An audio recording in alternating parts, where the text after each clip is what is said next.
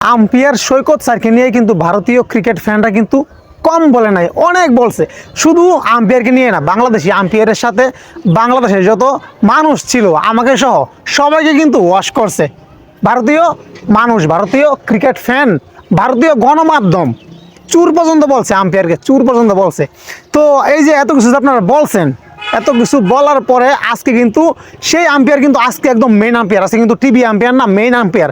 এবং সে main umpire হয়ে কিন্তু আসলে দেখাই দিয়েছে সে একজন দক্ষ আম্পায়ার। দেখেন আজকে ভারতকে কিন্তু এই সৈকত, বাংলাদেশের এই ছোটো দেশের, এই ছোটো বাংলাদেশের আম্পায়ার, ছোটো আম্পায়ার যাকে আপনারা চুর বলছেন, এই চুর আম্পায়ার কিন্তু আজকে ভারতীয় ব্যাটসম্যানকে, ভারতকে কিন্তু দুইবার বাঁচাইছে, দুইবার।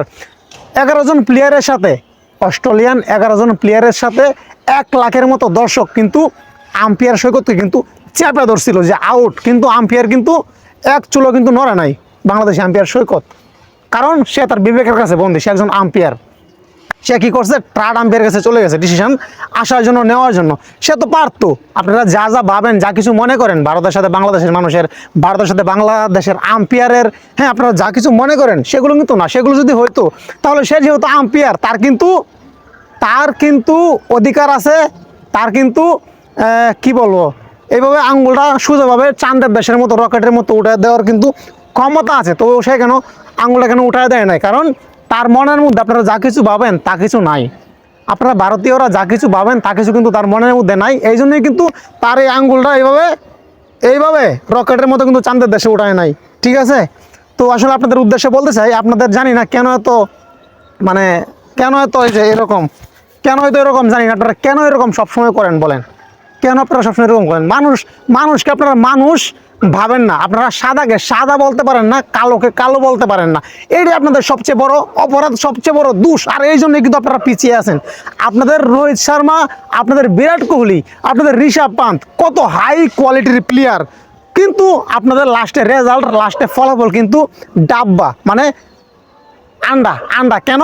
কারণ একটাই, হিংসার কারণে আপনারা সাদাকে সাদা বলতে পারেন না, আপনারা কালোকে কালো বলতে পারেন না। এই জন্যেই কিন্তু আপনাদের আজকে এই অধপতন। দেখেন অস্ট্রেলিয়ার কাছে আপনারা কিভাবে লজ্জিত হচ্ছেন, একটাবার ভাবেন। আপনাদের সাথে ক্রিকেট খেলে আপনাদের ঋষভ পান্তকে আউট করে ট্রাভিস হেড কি উদযাপন করে তাকে আমি দেখাইতে চাই না। আজকে একটা স্পেশাল দিন, শুক্রবার, আমি এসব কিছু দেখাইতে চাই না। আপনারা কিন্তু জানেন খুব ভালোভাবে। এই যে আপনারা এত অপমানিত, লাঞ্ছিত হচ্ছেন, কেন হচ্ছেন? আপনাদের সৃষ্টিকর্তা কিন্তু আপনাদেরকে এরকম লাঞ্ছিত করতেছে, অপমানিত করতেছে। কেন করতেছে? কারণ আপনারা সাদাকে সাদা বলতে পারেন না, কালোকে কালো বলতে পারেন না। তো এখন অনেক সময় আছে, আপনারা শুধরায় যান সবাই, তাহলে কিন্তু ভালো হবে। সাদাকে সাদা বলতে যতদিন পর্যন্ত না শিখবেন, ততদিন পর্যন্ত কিন্তু আপনারা এভাবে অপমানিত, লাঞ্ছিত হবেন। আপনারা কত ভালো ক্রিকেটার, বিরাট কোহলি, রোহিত শর্মা থেকে শুরু করে কত ভালো ক্রিকেটার, আপনারা যদি চান ওরকম অস্ট্রেলিয়ার মতো 2-3টা টিম কিন্তু আপনারা গড়ে তুলতে পারবেন মাত্র একদিনের মধ্যে, আপনাদের যেই ক্রিকেটার আপনাদের দেশে। কিন্তু তবু আপনারা এত কিছু থাকতেও কিন্তু আপনারা অনেক পিছিয়ে ক্রিকেটে। দেখেন শুধুমাত্র কারণ একটাই, সাদাকে সাদা, কালোকে কালো বলতে পারেন না। ভালো থাকবেন সবাই, ধন্যবাদ।